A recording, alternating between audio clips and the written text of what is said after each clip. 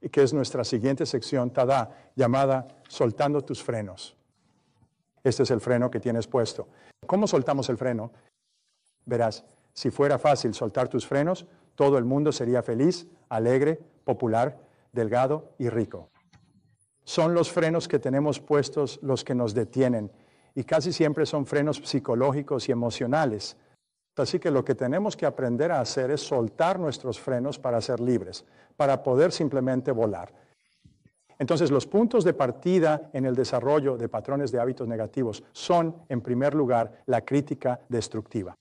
En la infancia, la crítica destructiva es más dolorosa que un latigazo, porque la crítica destructiva, solíamos hablar de esto como si fuera una bomba de neutrones.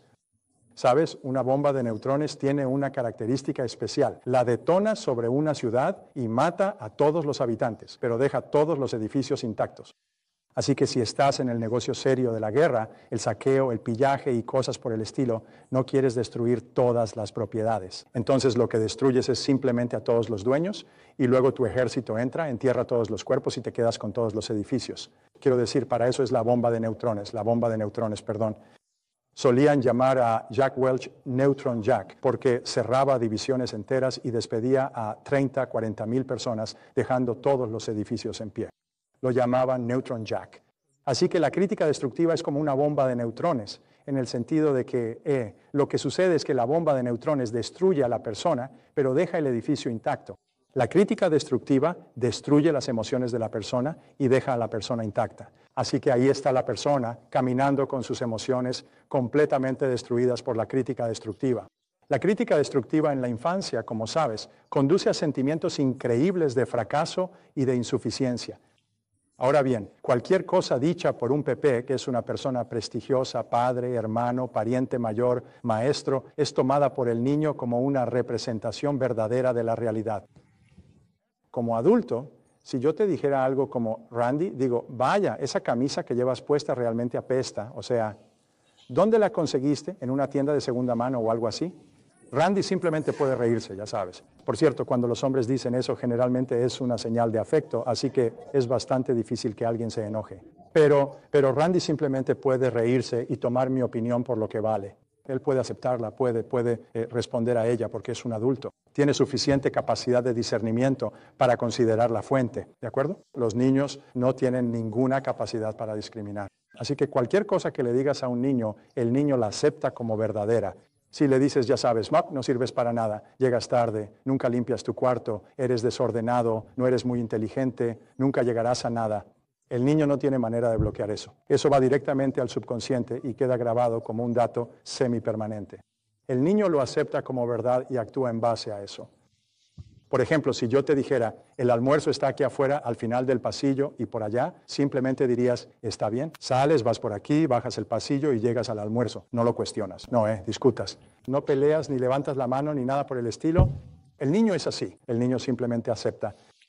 Así que cualquier cosa que diga una persona mayor, a veces viene un familiar mayor, un tío, una tía, una suegra, alguien, leo a Ann Landers con regularidad. La suegra viene y critica a los niños.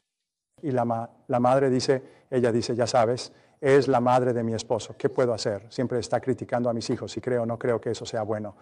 Y Ann Landers es muy clara al respecto. Ella dice, ya sabes, no la dejes entrar a tu casa. Si lo haces, la supervisas y le dices directamente, no le hables así a mis hijos, porque es muy destructivo.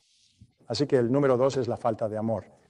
Como hemos hablado, la falta de amor es otra forma de bomba de neutrones. Hay una relación 1 a 1 entre la cantidad de amor que recibe un niño, tanto en cantidad como en calidad, y una personalidad sana.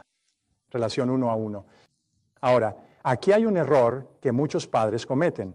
Muchos padres dicen que aman a mis hijos. Oh, yo amo a mis hijos. Haría cualquier cosa por ellos. Estoy en la oficina toda la semana hasta las 12 de la noche y juego golf los fines de semana y me voy de viaje de negocios. Entonces, lo que sucede es que tratan a sus hijos como mascotas domésticas. Al llegar a casa, si están, les dan una pequeña caricia detrás de las orejas. Hola, ¿cómo estás? ¿Tuviste un buen día? Y luego ven la televisión. Y verás que la cantidad de tiempo 1 a 1 que los padres pasan con sus hijos se ocupan tanto que no lo hacen especialmente durante los años formativos. Las madres son mucho mejores en esto que los padres. Pero luego hay mucha gente que dice, bueno, la madre debería volver al trabajo lo más rápido posible y conseguir a alguien que cuide a los niños o ponerlos en una guardería. Ahora, quien haya tenido esa gran idea probablemente sea un padre, un adulto de una relación realmente rota, una paternidad rota. Porque cuanto más tiempo pasas con el niño, más le demuestras lo valioso que es. Si no pasas tiempo con el niño interioriza. Mi mamá y mi papá nunca pasan tiempo conmigo. Debe ser porque no valgo nada. Debe ser porque tengo un defecto fundamental, simplemente no soy bueno. Y crecen y se convierten en un problema de conducta, se meten en problemas en la escuela, se rebelan, beben, explotan de ira y se hacen daño a sí mismos. Están luchando contra ese sentimiento horrible que tienen por dentro de no tener valor para sus padres, porque sus padres, especialmente sus padres, no pasaron nada de tiempo con ellos. Este es un problema importante en Estados Unidos, donde hay niños que crecen fuera del matrimonio. George Will escribió una columna maravillosa hace muchos años y pensé, qué idea tan maravillosa. Decían, ningún niño pide nacer. Ningún niño pide nacer. Así que cuando nace un niño, entonces eres responsable de cuidar a ese niño. Y luego la segunda cita que leí fue, un niño debería estar en compañía de alguien que esté loco por él durante los primeros 3 a 5 años de su vida. Y pensé, ¿no es una idea maravillosa? Ningún niño pide nacer, pero caramba, si nacen deberían estar en compañía de alguien que esté loco por ellos durante los primeros 3 a 5 años de su vida. Y muchos padres no sabían esto, nosotros no lo sabíamos. Mis padres no lo sabían cuando yo estaba creciendo. Sin duda lo supimos cuando tuvimos a nuestros primeros hijos, porque habíamos aprendido, nos habíamos puesto al día. Para que los niños se sientan plenamente amados deben existir 3 condiciones. Número 1, los padres deben amarse a sí mismos. Los padres con baja autoestima crían hijos con baja autoestima porque no se aman a sí mismos. Así que son críticos consigo mismos, son negativos, están enojados, están deprimidos, tienen muchos problemas, a veces beben y así sucesivamente. Y muchos de nosotros fuimos criados por padres que no se amaban mucho a sí mismos. Y en segundo lugar, los padres deben amarse entre sí. La mayor muestra de bondad que un hombre puede hacer por sus hijos es amar a su madre y viceversa. La mayor muestra de bondad que una mujer puede hacer por sus hijos es amar a su padre, porque los niños aprenden sobre el amor viéndolo en su entorno, observando cómo se experimenta. Ellos aprenden, muchas personas se casan, lo llaman un matrimonio de prueba. La mayoría de los matrimonios de prueba son de personas que nunca vieron el amor verdadero expresado genuinamente entre su madre y su padre mientras crecían, así que tienen que casarse para aprender sobre ello, y es un matrimonio de prueba. Dura unos pocos años, termina en llamas, generalmente en los 20, a mediados de los 20, y luego continúan y ahora tienen una idea de cómo es estar casado con otro adulto, y a menudo el segundo matrimonio funciona. La estadística que salió anteayer decía que el 50% de los primeros matrimonios ahora terminan en divorcio.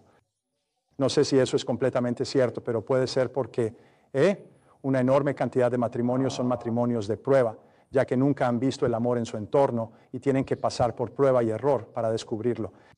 El tercer factor es que los padres deben amar al hijo, y solo hay una manera de amar al hijo, pasando una enorme cantidad de tiempo con él. Solo hay una manera. Tienes que de verdad, pasar suficiente tiempo para conocer realmente al niño, hacer preguntas, escuchar, hablar, ir al cine y hacer todo tipo de cosas así, para que realmente desarrolles un sentimiento profundo de amor por ese niño. Y si no dedicas el tiempo, no pasa nada. La regla es esta. Una relación solo crece en valor en la medida en que inviertes más tiempo en ella. Si quieres que cualquier relación en absoluto, incluso una relación de negocios, una relación con un cliente, una relación con un compañero de trabajo o tu jefe, pero especialmente con un miembro del sexo opuesto, tu cónyuge, tu pareja o tu hijo, tienes que invertir más tiempo en ella. Eso tiene que convertirse en una prioridad, dedicarle más tiempo. Tuve esta conversación con alguien el otro día. Fue realmente interesante. Dije que, sabes, con el amor se habla de la calidad del tiempo, pero la calidad del tiempo es una función de la cantidad de tiempo. Solo obtienes los momentos de calidad, esos momentos espontáneos e inesperados en una relación con otra persona, como resultado de brindar una gran cantidad de tiempo, y esos momentos llegan sin ser buscados. Los momentos llegan sin anticipación. Los momentos llegan como una completa sorpresa. Los momentos simplemente suceden. Hubo ese momento y lo recuerdas para siempre.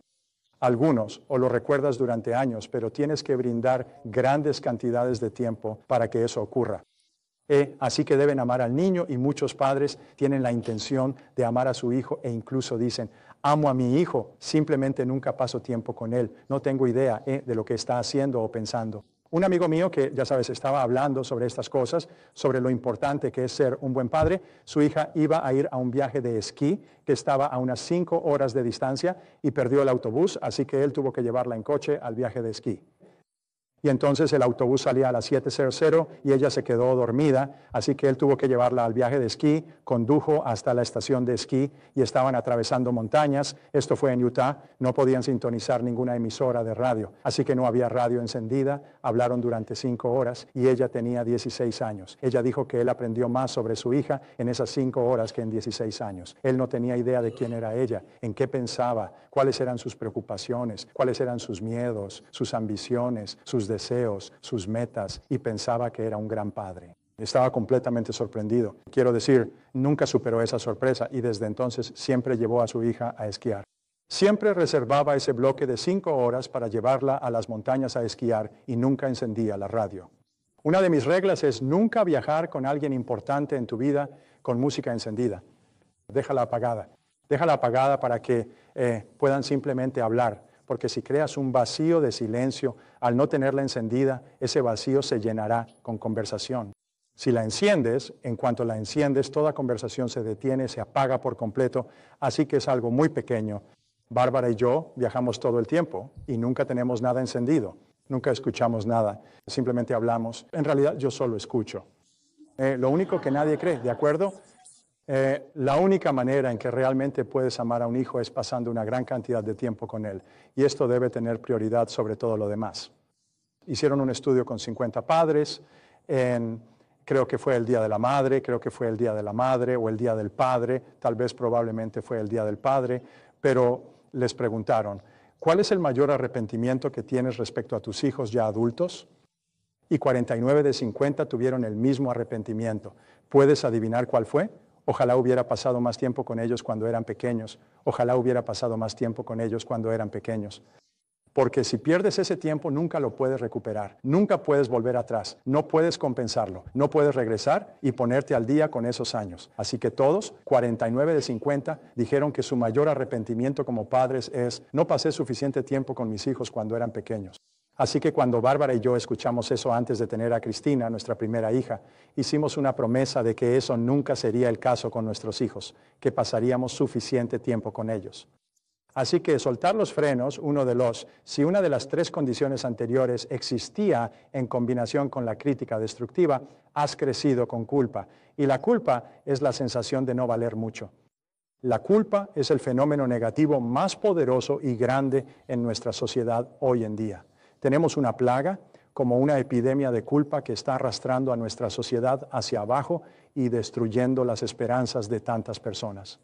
Y la culpa es insidiosa, es como una infección emocional de bajo grado que permanece ahí y que estropea todo lo que intentamos hacer, decir o ser en la vida. Así que cuando no sentimos que valemos mucho, nos sentimos menos valiosos. Y el mayor problema de la culpa es que conduce a un sentimiento de inutilidad. Es interesante, he hablado con médicos que trabajan con pacientes de SIDA, cuando el SIDA era mucho más una epidemia. Ellos dicen que una de las características de una víctima del SIDA era un sentimiento abrumador de inutilidad. Se sentían absolutamente inútiles y como resultado se involucraban en conductas promiscuas que los llevaban a contraer SIDA. Y es porque simplemente se sentían tan inútiles que castigaban sus cuerpos porque se sentían así por una gran variedad de razones. Los sentimientos de culpa e inutilidad se expresan en el pensamiento o actitud de no soy lo suficientemente bueno, no soy lo suficientemente bueno. Y este es uno de los mayores problemas que tenemos como adultos. Vemos a otros que les va mejor y pensamos, ellos son mejores que nosotros, yo no soy lo suficientemente bueno. Pensamos que queremos iniciar nuestro propio negocio y decimos, no soy lo suficientemente bueno. Queremos empezar, queremos abrir nuestro propio consultorio, queremos hacer algo nuevo y diferente, queremos correr un maratón y lo primero que nos detiene, que cancela ese pensamiento es, espera un momento, no eres lo suficientemente bueno. Oye, cuando yo empecé ni siquiera me gradué de la secundaria. Me tomó una década superar esa sensación de que no era lo suficientemente bueno. E incluso si trabajas duro, tienes éxito y te va bien, te sientes como un impostor. Eso se llama el síndrome del impostor. Te sientes culpable. Sientes que te van a descubrir, que se van a dar cuenta porque tienes éxito, pero en realidad ellos no saben que en el fondo realmente no eres tan bueno. Van a descubrirlo. Las personas que han crecido con sentimientos de culpa tienen esta sensación de que de alguna manera van a perderlo todo y volverán al punto de partida. Siempre sienten que están en peligro de perderlo todo. No importa lo que hayan logrado, siempre tienen esa sensación incómoda de que todo les será arrebatado. No sé si alguien aquí se puede identificar con eso. Ahora, aquellos que han crecido con críticas destructivas y falta de amor experimentan odio hacia sí mismos y dudas sobre sí mismos. Cada vez que ves a un adulto que tiene problemas, puedes rastrear el origen hasta los primeros 3 a 5 años de vida. Cada vez que ves a un adulto que adopta conductas destructivas, ya sea hacia sí mismo o hacia otros, puedes rastrear el origen hasta los primeros 3 a 5 años de vida. Y por eso es tan importante que nos deshagamos de los sentimientos de culpa. Así que descubrimos que la culpa se utiliza por 2 razones. La primera es el castigo. Los padres usan la culpa porque la culpa fue utilizada con ellos y también con sus propios padres. Y a lo largo de los tiempos ha existido lo que yo llamo religión negativa. La religión negativa se basa en la culpa. Debes inculcarle al niño un sentimiento de culpa antes de los 6 o 7 años o nunca los atraparás. Tienen que sentirse terribles, tienen que sentirse como pecadores, tienen que sentir que son malos, que vinieron al mundo como pecadores y que son malos. Tengo un amigo que fue misionero evangélico en México y le pregunté, ¿cómo haces para evangelizar en México? Él me dijo, bueno, llegamos, conseguimos un donante, un patrocinador, un auspiciador que traduzca y nos instalamos en el centro de un pueblo pequeño y decimos que vamos a tener una reunión y llamamos a la gente alrededor de este camión que tiene altavoces. Él dijo, y luego mi trabajo es convencerlos de que son malvados, pecadores, que han caído de la gloria de Dios y que van al infierno para un castigo eterno. Tenemos que lograr que acepten eso o no estarán abiertos al mensaje evangélico. Esa es la frase de apertura. Y piensas, así que te das cuenta de que la religión negativa se basa en golpear emocionalmente al niño para que crezca sintiéndose culpable, indigno y sin merecer nada. Y si no puedes hacer eso, no podrás atraparlos más adelante en la vida, porque cuando sean adultos dirán, esto es una tontería. Yo intento decir, eres una persona malvada, vas a ir al infierno. Dirías, sí, métetelo donde no da el sol. Ya sabes. Así que lo que hicimos fue criar a nuestros hijos sin ninguna religión. Les decíamos, Dios te ama y nosotros te amamos. Y ellos decían, bueno, yo no amo a Dios, no creo en Dios. Entonces decíamos, no, Dios cree en ti, así que está bien, haz lo que quieras. Así que nuestros hijos han crecido sin religión. ¿Y sabes qué? Han crecido siendo personas maravillosas, con grandes valores, un carácter excelente y todo lo demás. Pero nunca les hemos impuesto una religión porque sabemos lo peligroso que puede ser. Así que la culpa se usa como castigo y los padres también la usan como castigo. Dicen, tú, ¿cómo te atreves a hacer eso? Y yo esperaba que hicieras esto y dijiste que harías aquello y tenía la esperanza de que hicieras esto. Y bla, bla, y simplemente te manipulan y te manipulan. Y empiezan desde muy temprana edad porque hay que engancharte con la culpa desde pequeño, o si no, los adultos simplemente se reirían de eso. Así que, en segundo lugar, está el control y usan la culpa para controlarte. Muchas personas son controladas por la culpa a distancia. La madre puede llamarte y decir, esperaba que llamaras. ¿Por qué no llamaste? Dijiste que ibas a llamar. No te he visto. ¿Por qué no viniste a visitarme? Bla, bla, bla. Y pueden usar la culpa a larga distancia. Pueden engancharte con eso aunque estés a más de 800 kilómetros. Así que en su mayoría las madres son brillantes en esto, pero los padres también. Y porque lo aprendieron. Y la razón por la que lo usan como castigo y control es porque es fácil. Puedes hacerlo sentado. Puedes hacerlo desde el sofá, no tienes que levantarte. No tienes que golpear al niño con un palo. Simplemente puedes usar la culpa y atraparlos desde adentro y jalarlos. He conocido a tantos adultos que todavía se sienten culpables por lo que sus padres hacen o hicieron con ellos. Y sus padres siguen manipulándolos, siguen haciéndolo. Entonces, las manifestaciones adultas de la culpa. Ve si alguna de estas te aplica a ti. Número 1, sentimientos de inferioridad, sentimientos de insuficiencia, sentimientos de no merecer. Existe una corriente de pensamiento que dice que el sentimiento de no merecer está en la raíz de todas las emociones negativas. Bueno, hay muchas cosas, pero el sentimiento de no merecer cosas buenas, de no merecer ser realmente feliz. Por eso, si eres realmente feliz durante un tiempo y has sido criado con sentimientos de culpa, sentirás, Dios mío, me lo van a quitar. Algo va a pasar porque no merezco ser feliz todo el tiempo. Bueno, la realidad es que mereces toda la felicidad que puedas disfrutar legítimamente haciendo algo valioso en el mundo, tratando bien a los demás y haciendo una contribución. La gente dice, bueno, siento que no lo merezco. Ellos dicen, a esto le llaman miedo al éxito. No es miedo al éxito, es un deseo, es un sentimiento de no merecerlo. Cuando le dices a la gente, tienes derecho a todo el dinero que puedas ganar si lo haces ayudando legítimamente a otras personas y obteniendo una ganancia. Y ellos dicen, ¿de verdad? Yo les digo, te lo mereces todo. Te mereces la casa en la colina, el gran auto y todo lo demás si ganas tu dinero. Porque la palabra merecer viene de los romanos, de servus, que significa servicio. Si ganas tu dinero a través del servicio, mereces todo lo que puedas obtener. He visto a muchas personas salir y transformar su vida financiera solo con ese concepto. Y ahora todo su enfoque no está en los sentimientos de culpa, sino en servir a otras personas de manera más elevada, mejor, más económica, más conveniente y así sucesivamente. Número 2, la autocrítica destructiva.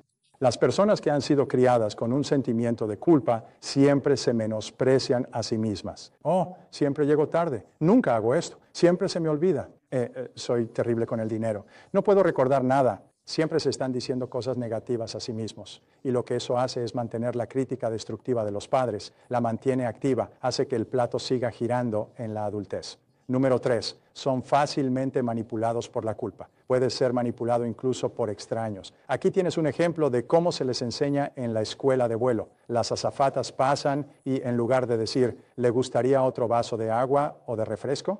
Ellas dicen, ¿eso sería todo? ¿Eso sería todo? ¿Hay algo más? Y lo dicen con un poco de tono, como si realmente fuera una molestia para mí traerte algo.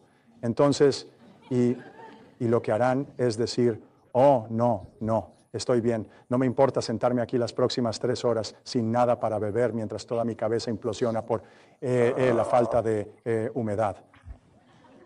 Entonces, lo que haces es darte cuenta de que la gente está tratando de usar la culpa contigo y la usan en restaurantes, la usan en aviones, la usan en todas partes y simplemente no les permitas hacerlo. Esa persona es una víctima de un tiroteo de culpa al pasar. Aprendieron a usar la culpa por su madre y ahora simplemente la transmiten y ¿por qué? Porque funciona. Les da muy buen resultado. Ya no tienen que atenderte porque tú dijiste, no, estoy bien, no necesito más.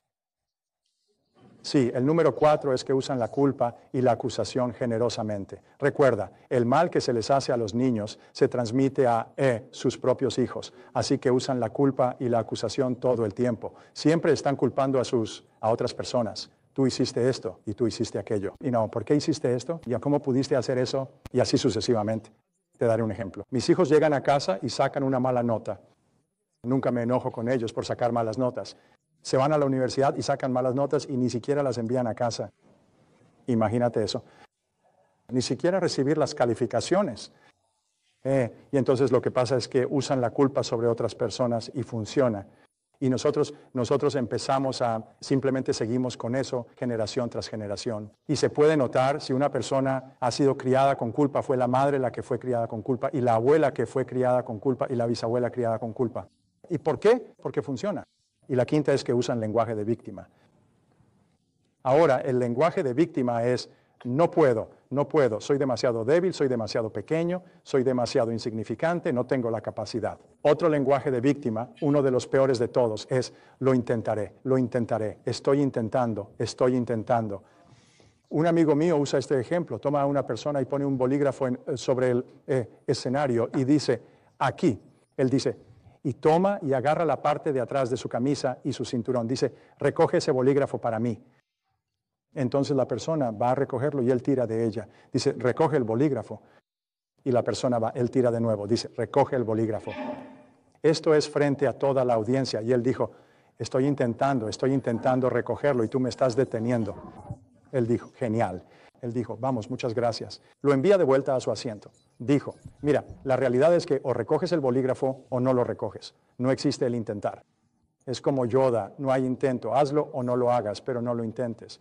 Así que elimina las palabras no puedo. Elimina las palabras tengo que. Elimina las palabras estoy intentando, o lo intentaré, o haré mi mejor esfuerzo. ¿Alguna vez has invitado a alguien a una fiesta y te ha dicho intentaré ir? ¿Qué significa eso? Significa no voy a ir. Estoy tratando de decirte de una manera amable que haré lo posible por ir, lo intentaré, haré mi mejor esfuerzo. Winston Churchill tenía una gran frase cuando daba una orden durante la Segunda Guerra Mundial y el general le decía, señor primer ministro, haré mi mejor esfuerzo. Y él dijo, detente aquí un segundo. Dijo, no es suficiente con que hagas tu mejor esfuerzo, sino que hagas lo que la situación requiere y que lo hagas con prontitud. No quiero escuchar que harás tu mejor esfuerzo, quiero escuchar que el trabajo se hará. Porque cuando una persona dice, haré mi mejor esfuerzo, está dejando la puerta trasera abierta al fracaso. Lo intentaré es dejar la puerta trasera abierta al fracaso. Así que no uses un lenguaje de víctima y no permitas que otros usen un lenguaje de víctima. Di, ¿lo haré o no lo haré? Me gustaría, pero no lo voy a hacer. He decidido no hacerlo. Muchas gracias. No lo haré. ¿Podrías hacer esto? ¿Podrías hacer aquello? No, me gustaría, pero no tengo tiempo. Y díselo directamente. Wow. Bien. Así que para liberarte de la culpa, aquí están las claves. Número 1, elimina la autocrítica destructiva. De ahora en adelante nunca digas nada sobre ti mismo que no desees sinceramente que sea verdad. Si no quieres que sea verdad, porque la razón por la que llegas tarde es porque has decidido no llegar a tiempo. Eso es todo. Te puedo garantizar que llegarías a tiempo a cada cita. ¿Qué pasaría si te dieran $10,000 por cada cita a la que llegaras 5 o 10 minutos antes? ¿Llegarías a tiempo a cada cita por el resto de tu vida? En otras palabras, si decidieras estar ahí, llegarías a tiempo. La razón por la que llegas tarde es porque no has decidido llegar a tiempo. Eso es todo. Una vez acusaron a Cher. Ella llegó a una reunión y la persona le dijo, casi llegas tarde. Ella dijo, de donde yo vengo, en Hollywood, eso se llama llegar a tiempo. Me pareció gracioso. Bien, de todos modos, bien. Número 2, rehúsa ser manipulado por la culpa. Cuando alguien intente manipularte usando la culpa, dile, disculpa, ¿estás tratando de hacerme sentir culpable? Y le sonríes. Y nadie lo admitirá. Todos mentirán descaradamente y dirán, oh, no, para nada. Tú dices, qué bueno, porque pensé que estabas tratando de hacerme sentir culpable. Y cuando lo intenten de nuevo, mamá, dilo otra vez. ¿Estás tratando de hacerme sentir culpable? Y solo dilo con una voz alegre. Y la tercera vez dices, ¿estás tratando de hacerme sentir culpable? Finalmente se animarán y dirán, sí, lo estoy. Tú dices, bueno, ya no va a funcionar porque no me siento culpable y no voy a hacer nada si intentas hacerme sentir culpable. Y si sigues intentando hacerme sentir culpable, simplemente dejaré de hablar contigo. Bla, bla, bla, bla, bla. Y lo que eso hace es obligarlos a empezar a comportarse como adultos, a tener conversaciones de adultos. Tienes que quitarle a la gente el hábito de manipularte usando la culpa. Así que simplemente dices, disculpa, tengo curiosidad, ¿estás tratando de hacerme sentir culpable? No los estás atacando, solo estás diciendo esto. Y si cuando finalmente admiten que sí, tú dices, bueno, ya no va a funcionar, no va a funcionar, no voy a hacer nada solo porque me sienta culpable. Ellos dicen, ¿qué más tienes? Eso es todo lo que tengo. Ha estado funcionando durante años. Número 3, rehúsa usar la culpa y la acusación con los demás. Rehúsa usar la culpa y la acusación con los demás. La culpa es a menudo un castigo. Mi madre fue criada como católica, así que digo que mis sentimientos de culpa e indignidad los heredé honestamente. Pero mi madre tomaba un error que cometí cuando tenía 5 años y todavía me lo recordaba cuando tenía 15. Una de las reglas que tenemos en nuestra casa es que si alguien rompe un plato o comete un error, nunca se vuelve a mencionar. Nunca se vuelve a mencionar, nunca sacamos a relucir un error del pasado. Decimos que cuando estás creciendo cometes errores y la vida sigue y nunca lo volvemos a mencionar. Nunca nos enojamos, nunca culpamos, nunca recordamos. Es ese evento del pasado. Es como algo que ocurrió en un pueblo anterior y nunca se vuelve a mencionar. Porque solo al recordarte un error que cometiste, te hacen sentir culpable una y otra vez. Ahora, la cuarta es usar la ley del perdón. Y esto es quizás lo más importante que puedo compartir contigo, porque esto es lo que cambia la vida de las personas. La ley del perdón dice que eres mentalmente sano en la medida en que puedes perdonar y olvidar los agravios en tu contra. En la Biblia, en el Nuevo Testamento, se dice el principio del perdón. Si una persona te hace daño, ve con él 70 veces 7. Si recuerdas que has herido a alguien, ve y pídele disculpas. El principio del perdón, hasta el final de la vida de Jesús, es el principio fundamental del cristianismo. La capacidad de perdonar libremente es la marca de la persona verdaderamente desarrollada, del ser humano superior. Y por eso, cuando piensas en lo que llaman los grandes místicos o los grandes amantes a lo largo de la historia, han sido personas totalmente libres de rencor o ira hacia nadie, incluso hacia quienes los llevaron a la muerte. La capacidad de perdonar es realmente la señal de hasta dónde has llegado como ser humano. Así que decimos que las personas a las que debes perdonar son, en primer lugar, tus padres. Los niños crecen con ideas sobre lo que sus padres deberían o no deberían hacer, y esas ideas pueden estar basadas en la realidad o en la falsedad. Puede estar basado en algo que alguien dijo. Cuando nuestra hija Cristina estaba creciendo, pensaba en convertirse en psicóloga, así que visitó a una psicóloga, y lo primero que la psicóloga le dijo fue que tenía padres terribles, porque le pedimos a Cristina 2 veces en su vida que cuidara a Catherine, simplemente que la cuidara mientras mamá iba de compras. Y la psicóloga le dijo, cuando ella tenía una edad muy impresionable, que era algo terrible que sus padres le impusieran eso, pedirle que cuidara a su hermanita que estaba en casa mientras mamá iba de compras. Y ella pensó, vaya, no se había dado cuenta de lo mal que la habían tratado. Le tomó años recuperarse de eso. Así que le tomó años superar esa primera impresión. Recuerda, una persona prestigiosa dándole una opinión a una persona vulnerable.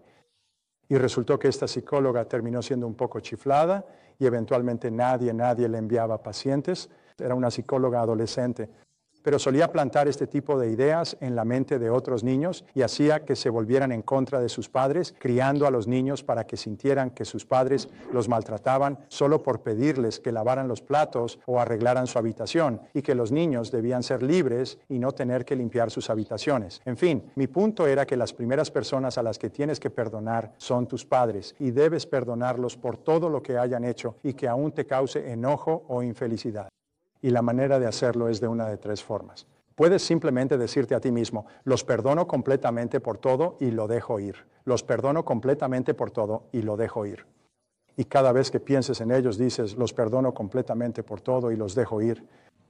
Lo que yo hice para limpiar mi mente fue, los perdono completamente por todo. Les deseo lo mejor y que Dios los bendiga. Los perdono por todo. Les deseo lo mejor y que Dios los bendiga.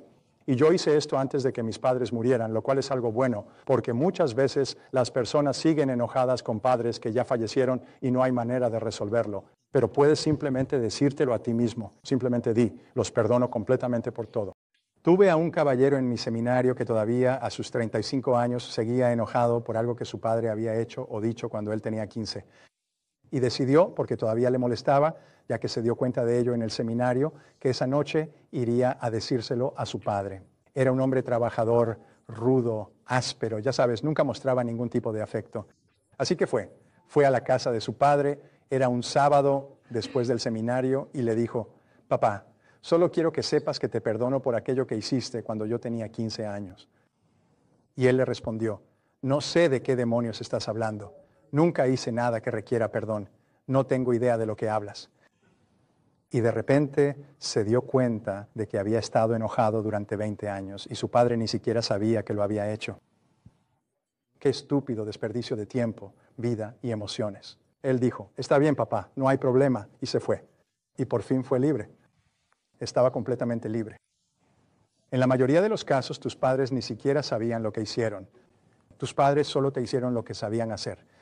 Algunas personas se quejan, mi padre y mi madre no me amaron lo suficiente. ¿Pero por qué crees que fue así?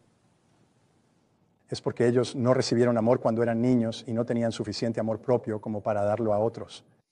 Así que la regla es, tus padres te dieron todo el amor que tenían, no tenían más. No es que tú hayas hecho algo que los llevara a retenerlo. No tenían más para darte de lo que te dieron, es decir, te dieron todo lo que tenían. Por lo tanto, no puedes estar enojado con ellos, no más de lo que podrías estarlo con una persona en silla de ruedas porque no se levanta y corre. A veces las personas están emocionalmente lisiadas y solo puedes notarlo por los resultados. Así que lo que haces es decir, Dios los bendiga, les deseo lo mejor y los perdonas. A veces puedes ir y verlos personalmente. Hemos descubierto que en muchos casos los padres se sienten extremadamente culpables por todos los errores que cometieron con sus hijos y por eso esperan contra toda esperanza que sus hijos vayan, se sienten y les digan, te perdono y te quiero. Hablé con un caballero hace un par de días, un tipo muy interesante, muy exitoso. Dijo que nunca tuvo relación alguna con su padre. Su padre era brusco, difícil, a veces abusivo, iracundo. Su padre estaba en su lecho de muerte cuando él tenía 32 años y fue a visitarlo para decirle, papá, te perdono y te quiero. Y él le respondió, yo también te quiero, hijo, y murió al día siguiente. Esa fue la única conversación que tuvo con él en 20 años. Nunca lo había visto, nunca había hablado con él, nunca había tenido una conversación. Pero él dice que gracias a Dios lo hizo antes de que su padre muriera para poder hacer las paces. Una de las cosas más importantes que puedes hacer es decirles a tus padres que los perdonas por todo, que los amas y que les deseas lo mejor. Y es absolutamente asombroso. Desde ese momento te conviertes en un adulto emocional. A partir de ese momento, dejas de ser un niño con ese gran padre malvado que se cierne sobre ti y avanzas hacia la madurez emocional. Saltas el cañón y a partir de ahí vivirás los mejores años de tu vida con tus padres.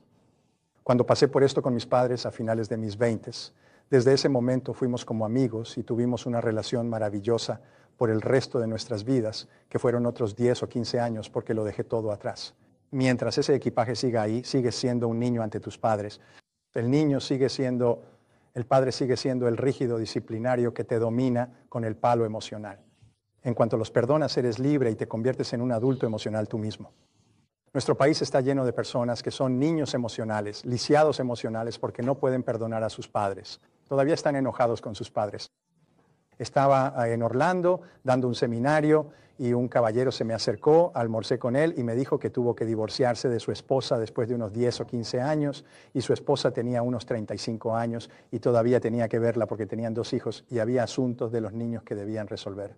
Y me dijo que había almorzado con ella la semana anterior y que ella empezó quejándose de su madre, y él ya había escuchado esto tantas veces. Se habían divorciado hacía unos 3 años porque él ya no podía soportar más la negatividad y le dijo a ella, Harriet, él le dijo, ¿te das cuenta de que no vives con tu madre desde hace 18 años? Sí, pero mi madre hizo esto y mi madre, ¿no vives con ella desde hace 18 años? ¿Cuántos años más vas a seguir enojada por algo que tu madre hizo o no hizo cuando eras adolescente? Ay, sí, pero mi madre esto y mi madre. Ella estaba como atrapada en eso, casi como, Rain Man. ¿Sabes? No podía dejar atrás el hecho de que su madre hizo algo que le hirió los sentimientos cuando era joven. Leí la historia de una mujer que cuando era adolescente subió unos 20 o 30 kilos y un día llegó a casa y su padre le dijo, vaya, sí que te ves gordita. Tenía 35 años y seguía siendo un desastre emocional, todavía en terapia porque no había superado que su padre le dijera, vaya, sí que te ves gordita. Un solo comentario, una sola vez cuando era adolescente y estaba gordita, y aún así no podía superarlo. Y decía que todavía está emocionalmente conflictuada porque no puede dejar atrás ese comentario de su padre.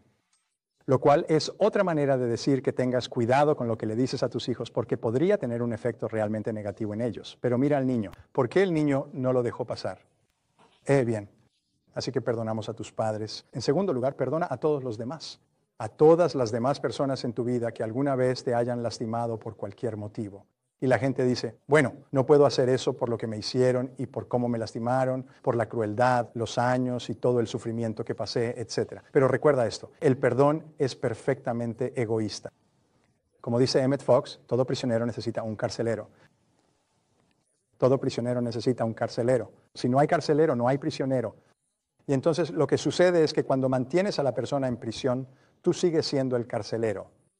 Si no los perdonas, sigues atrapado, casi como si hubiera como esas cadenas y grilletes que usaban los prisioneros en las cuadrillas de trabajo, solían estar encadenados juntos. Tú estás encadenado a esa persona si no la perdonas. Así que la razón por la que perdonas a otra persona es para ser libre, es para liberarte a ti mismo.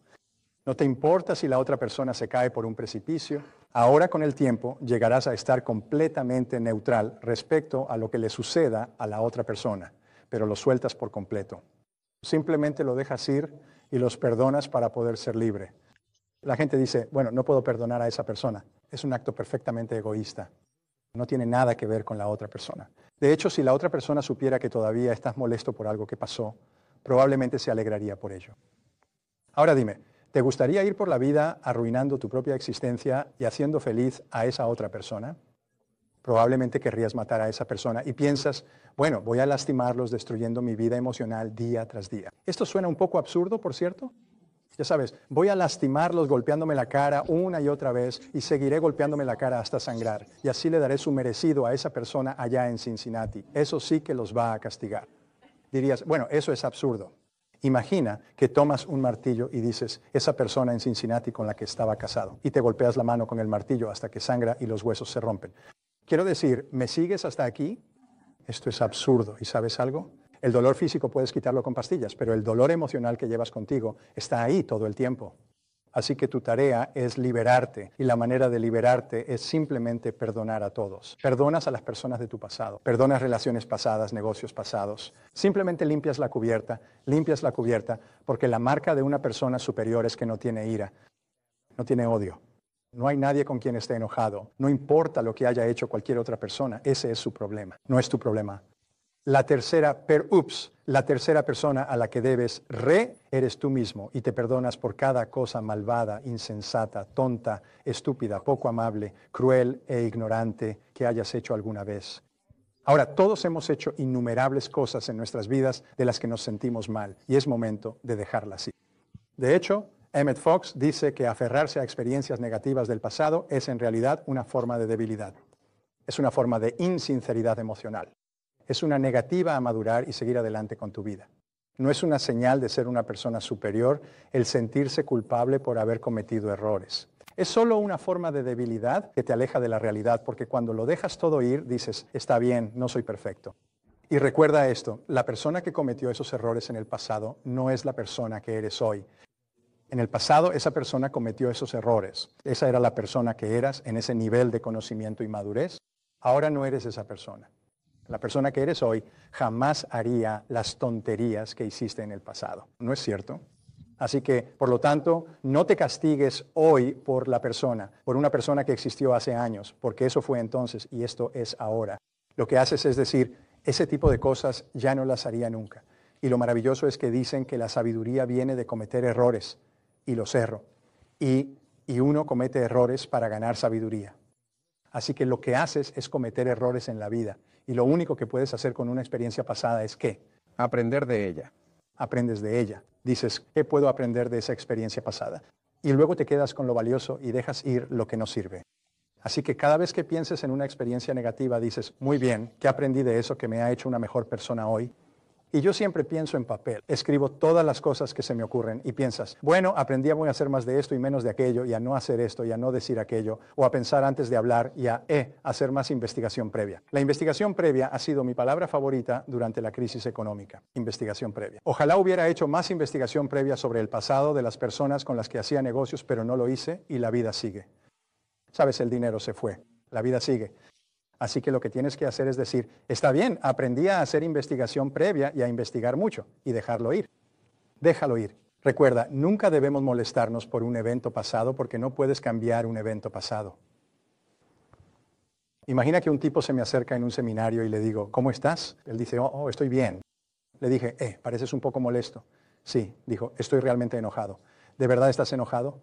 Él dijo, sí, estoy furioso. Le dije, bueno, ¿qué pasó? Él dijo, bueno, hace como 5 años mi esposa, mi familia y yo decidimos ir de picnic un domingo y preparamos todo el sábado por la noche. Íbamos a salir a primera hora del domingo por la mañana, era un viaje de unas 2 horas para ir de picnic y nos levantamos el domingo por la mañana, estaba lloviendo, llovió todo el día y no pudimos ir de picnic. Todavía estoy molesto.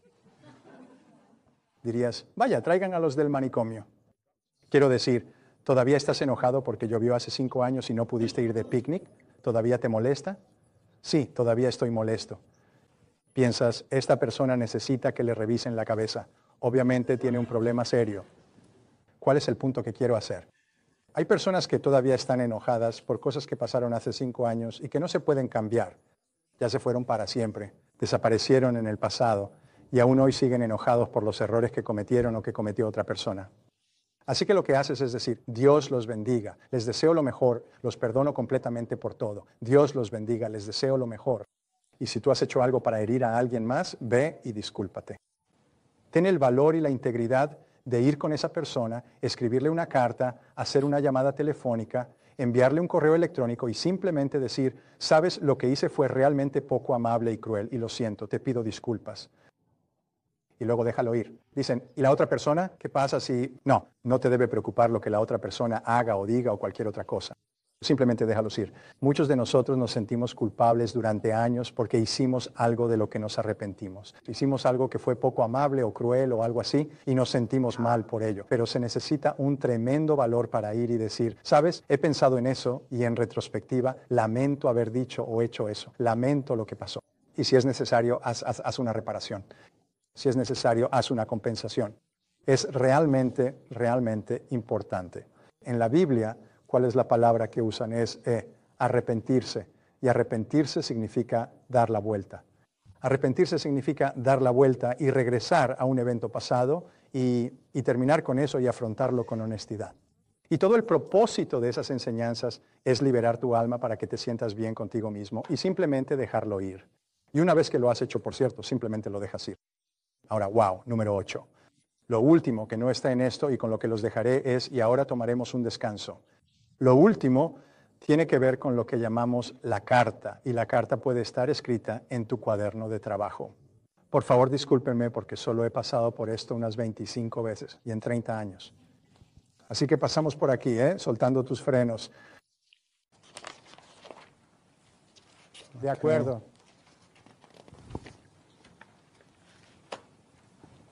Sí. Enumera a 3 personas. El último ejercicio, 42, enumera a 3 personas con las que aún estás enojado y a quienes ahora vas a perdonar completamente. ¿Y cuál es una acción que vas a tomar de inmediato como resultado de lo que has aprendido en esta sesión? Y déjame contarte sobre la carta. Y la carta es para cuando has pasado por una mala relación o peor aún, un mal matrimonio. Y he conocido personas 10, 15 años después de un mal matrimonio que todavía siguen amargadas.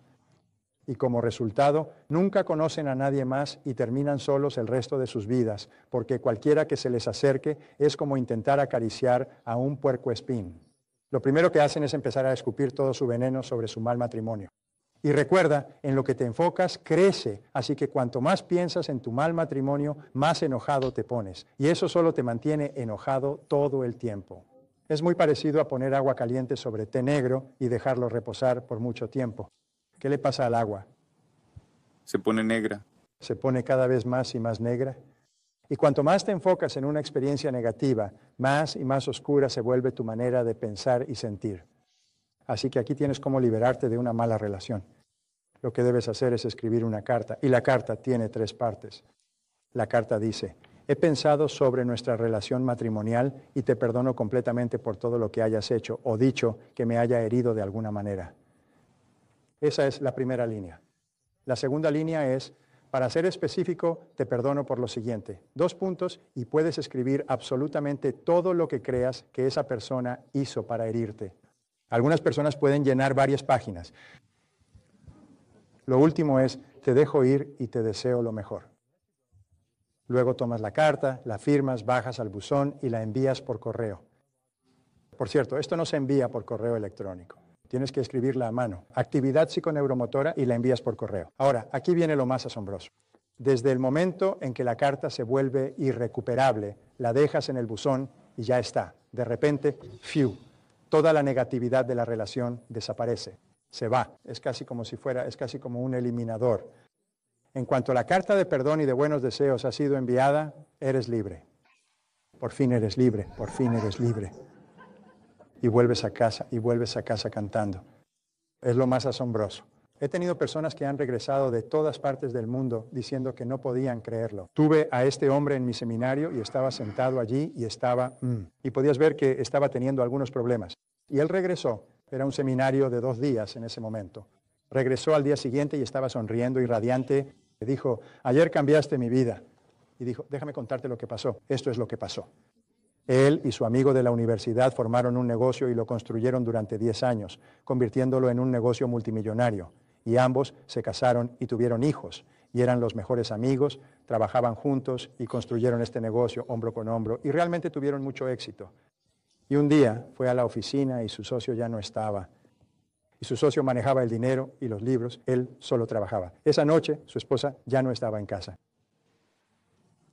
Y lo que descubrió fue que su socio y su esposa habían estado teniendo una aventura. Ellos habían cerrado todo cuidadosamente. Él había dejado la empresa en bancarrota y ambos se habían mudado al otro lado del país. Y habían preparado todo cuidadosamente. Él había firmado cualquier cosa que le pusieran enfrente. Ya sabes, solo necesitamos esto para el banco, y él lo firmaba.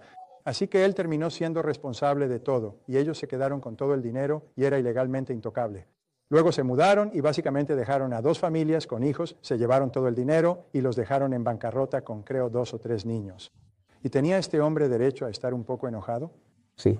Hablamos de estar furioso. O sea, él estaba enojado, realmente enojado. Esto sucedió unos 4 años antes y tuvo que trabajar como loco 16 horas al día para salvar su negocio. Tuvo que asumir toda la responsabilidad por sus hijos y estaba que echaba humo. Quiero decir, su mejor amigo y su esposa lo habían apuñalado por la espalda tan profundamente, tenía derecho a estar enojado, ¿no crees? Él no había hecho nada. Había sido una persona inocente todo ese tiempo. Pero vino a este seminario y después de regresar a casa escribió la carta. Les escribió la carta a ellos. Él conocía su dirección. Escribió la carta a su dirección y la dirigió a los 2 y dijo: los perdono completamente por todo. Los perdono por llevar el negocio a la bancarrota y dejarme y bla, bla, bla, y les deseo lo mejor. Que tengan una buena vida. Y dejó caer la carta. Dijo que cuando la carta cayó fue como si la carga se hubiera levantado de él por completo. Así que a veces hay cosas que puedes hacer para desbloquear ese freno en la rueda delantera de tu mente y emociones Mercedes-Benz y simplemente soltarlo por completo. Y una carta es algo muy sencillo, pero el perdón es la técnica más poderosa jamás descubierta para liberarte completamente de las emociones negativas, de todas las del pasado y todas las del presente, y hacerlo de manera continua hacia el futuro. Así que nunca hay nadie con quien estés enojado. No importa lo que hagan, no vas a darles el honor ni el derecho de estar enojado con ellos. Es cuando en la película Patton dice en su discurso de apertura: y no quiero escuchar ningún llamado desde el frente diciendo que estamos manteniendo nuestra posición. No estamos manteniendo nuestra posición.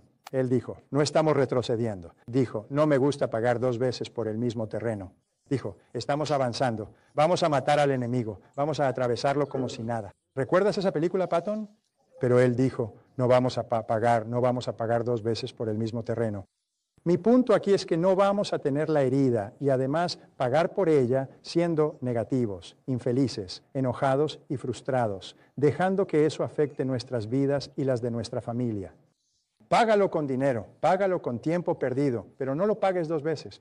Simplemente págalo diciendo, está bien, sucedió, perdono completamente a la persona y sigue adelante con el resto de tu vida. Así que quiero que pienses en tu mente y cada vez que pienses en esa persona digas, los perdono completamente por todo y les deseo lo mejor. Y luego lo que digo es, Dios los bendiga, les deseo lo mejor, ya los he perdonado, Dios los bendiga, les deseo lo mejor, Dios los bendiga, les deseo lo mejor, Dios los bendiga, les deseo lo mejor. Cada vez que surge el pensamiento de esa persona, simplemente echo un balde de agua sobre esa emoción negativa y se apaga. Y en menos de una semana deja de aparecer. El fuego se ha apagado. Y piensas, vaya, estuve molesto por eso durante semanas, meses, años y ahora se ha ido. Porque no puedes desearle el bien a alguien, decir, Dios los bendiga y les deseo lo mejor, sin sentirte bien contigo mismo. Y si haces eso, te liberas completamente. Y después del almuerzo, veamos qué tenemos aquí. Después del almuerzo, vamos a empezar a hablar sobre cómo programar tu mente para el éxito. Ahora que hemos despejado completamente tu mente, vamos a construir un increíble edificio psicológico y emocional sobre esa base, que te permitirá lograr cualquier cosa que desees en la vida. ¿Alguien tiene alguna pregunta sobre lo que hablamos esta mañana? Cubrimos mucho terreno. Mi hija es psicóloga y, le dije, te enseñaré lo que aprendes en 5 años de un programa de maestría en unas 5 horas. Y esto es lo que aprendes. Ahora estoy trabajando en un libro. El título provisional es Supéralo y sigue adelante. Y básicamente trata sobre todas las cosas de las que hablamos en este seminario. y todas las diferentes formas en que puedes simplemente dejar de lado las cosas que actúan como un lastre para ti, que son las viejas experiencias negativas, los recuerdos negativos y demás. Y afortunadamente existen algunas tecnologías realmente excelentes, tecnologías mentales para eso, que van a empezar a aprender después del almuerzo. Y así son simplemente formas de pensar de manera diferente, porque si cambias tu forma de pensar, realmente cambias tu vida, y a veces de manera instantánea. ¿Sabes? Una vez le preguntaron a un amigo mío, ¿cuánto tiempo se tarda en desarrollar un nuevo hábito? Y la pregunta es, dicen que tal vez 3 semanas, 4 semanas, quizá un mes, quizá un año. Pero hay algunos hábitos que puedes desarrollar al instante. Por ejemplo, si te sientas en una estufa caliente o pones la mano sobre una estufa caliente, desarrollarás el hábito de no poner la mano en una estufa caliente de inmediato y nunca tendrás que volver a aprenderlo. Así que por el resto de tu vida, con una sola experiencia rápida, habrás desarrollado el hábito de no poner nunca las manos en estufas calientes. De ahora en adelante, revisarás la estufa antes de poner la mano sobre ella. Hay un pequeño ejemplo en biología donde se dice que si un gato se sienta en una estufa caliente y se quema, ese gato nunca volverá a sentarse en una estufa caliente. Lo aprenderá de inmediato, pero el problema es que el gato tampoco se sentará nunca en una estufa fría. El gato nunca se sentará en ninguna estufa, nunca volverá a arriesgarse cerca de estufas. Los seres humanos a menudo son así. Muchas veces tenemos una experiencia negativa y decimos, eso es todo, y nunca volvemos a intentarlo en esa área. Y sin embargo, verás que la mayoría de las personas exitosas han fracasado tantas veces que ya han perdido la cuenta. Simplemente intentan y fracasan, intentan y fracasan, intentan y fracasan. No les gusta fracasar. A nadie le gusta fracasar, pero reconocen que, bueno, esto es parte de la experiencia. Tienes que cometer errores para aprender a tener éxito. Así que lo fundamental es no cometer un error y luego nunca volver a intentar algo más.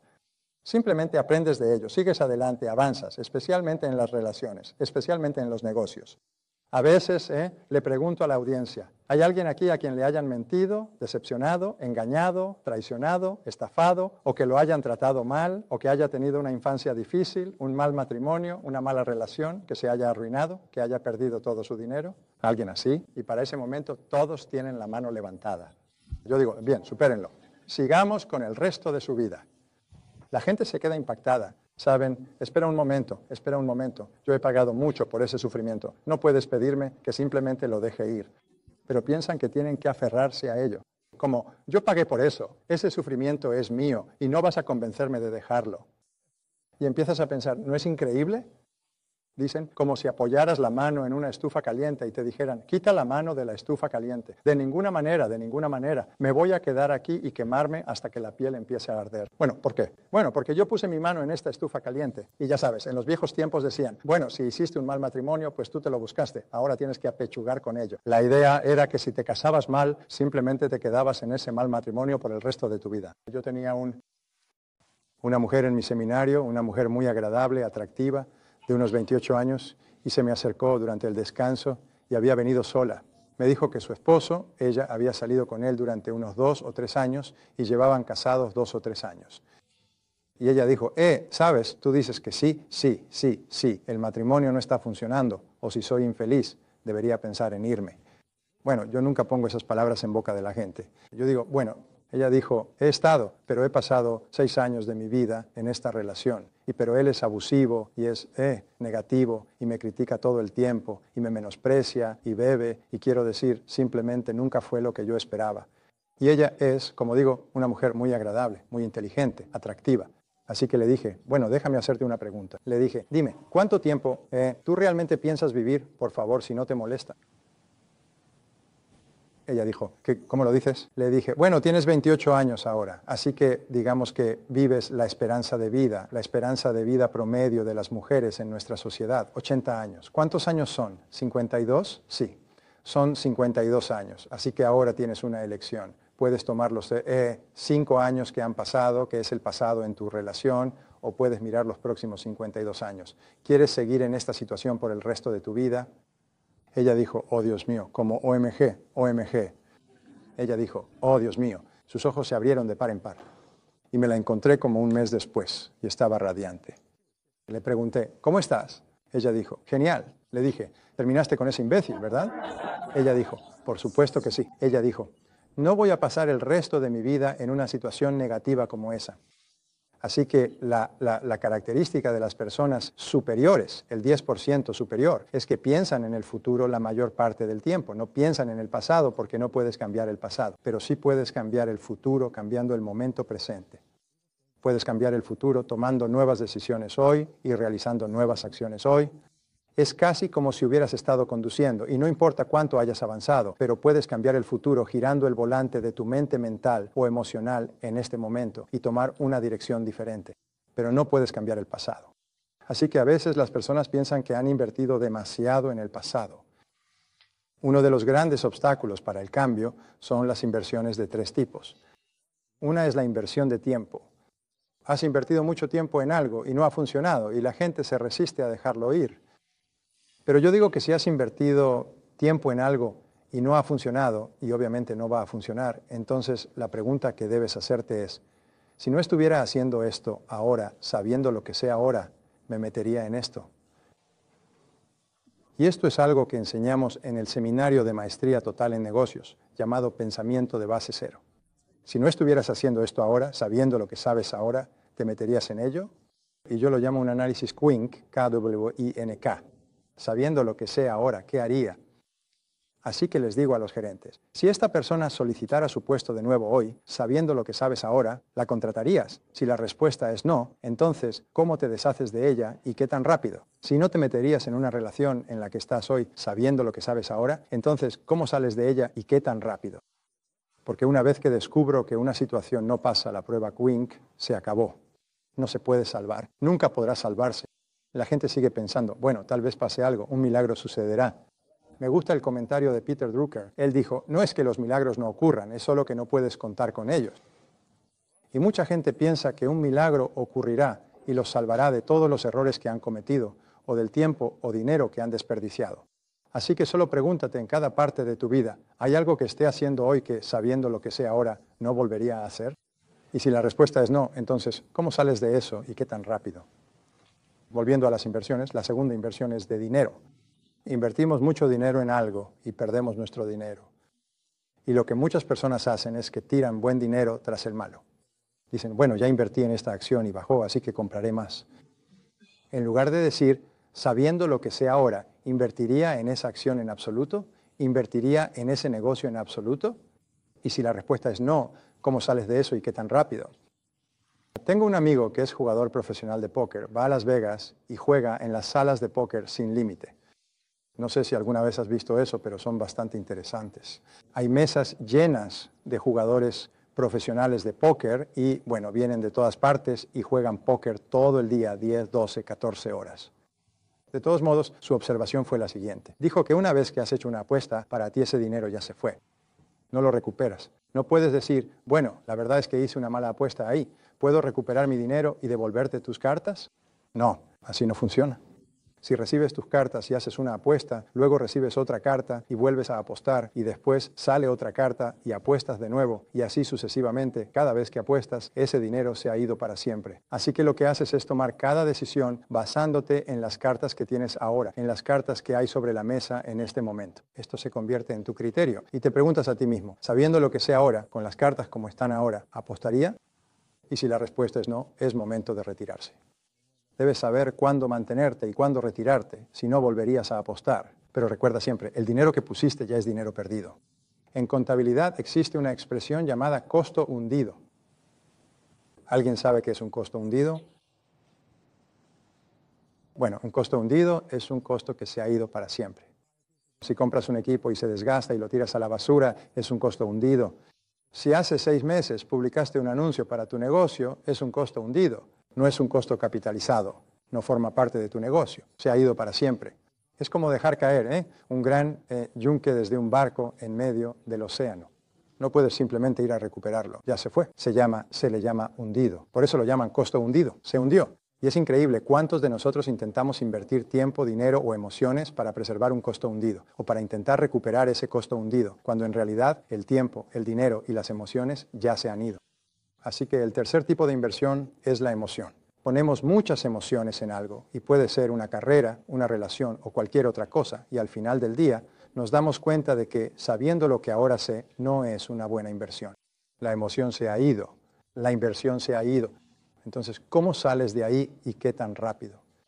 Y aquí está el gran descubrimiento. Cuando finalmente tomas la decisión de terminar una situación en la que, sabiendo lo que ahora sabes, no te habrías metido en primer lugar, solo tienes una reacción después. Y será, ¿por qué esperé tanto? ¿Por qué tardé tanto en tomar esta decisión? ¿Por qué me quedé tanto tiempo cuando ya sabía desde hace tanto que era una situación equivocada? Así que una vez que has decidido que no te habrías metido en esa situación, ahora la única pregunta es, ¿cuánto más vas a sufrir? ¿Cuánto tiempo más? Esto es puramente una decisión personal. Podrías elegir, bueno, voy a sufrir otros 3 meses, 6 meses o un año. Adelante, sufre, sufre, sufre. Y al final, entonces tirarás las cartas, porque se acabó. Ya se acabó. Ya sabes que se acabó en la mayoría de los casos en los que usas un modelo de pensamiento basado en cero, sabiendo lo que ahora sabes. Hay situaciones en nuestra vida en las que, sabiendo lo que ahora sabemos, no nos meteríamos. Así que la pregunta es,